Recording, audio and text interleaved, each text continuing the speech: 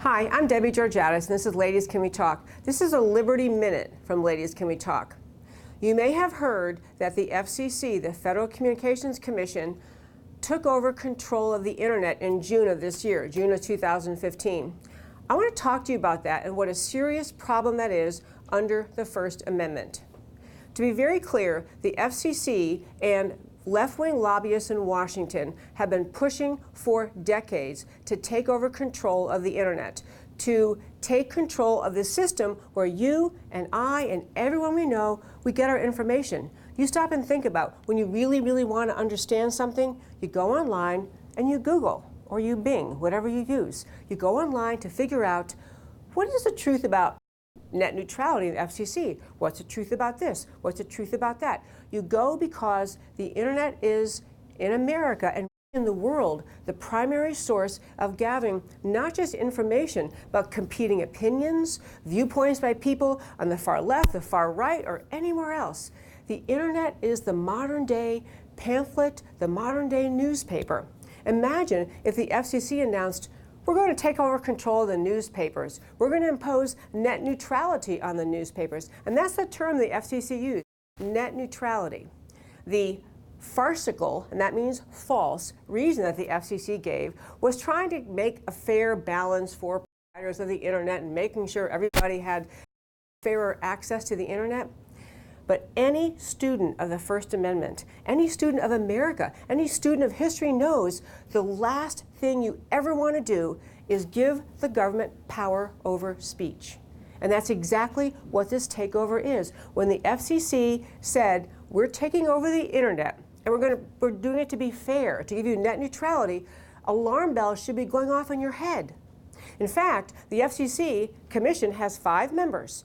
2 of them are conservatives, 3 are liberals. The left, the American left, who always wants to control, always wants more governmental power over the people, have been pushing FCC control over the internet for decades. Finally, there's a majority of liberals on the FCC board, and they pushed this new regulation through. But the 2 conservatives, they gave statement and press conference on and on and on, pointing out that this is a regulation, this net neutrality is a regulation in search of a problem.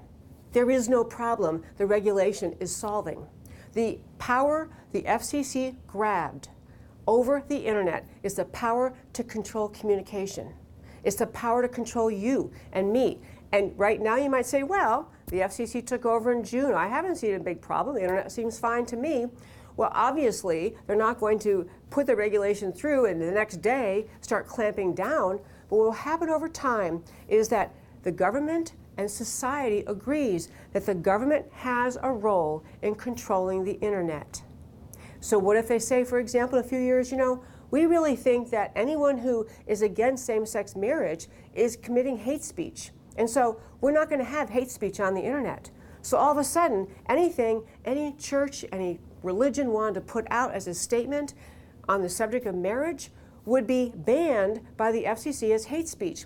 This is not a wild scenario. This is what happens in countries around the world when people agree the government has a role in controlling information, in controlling free speech.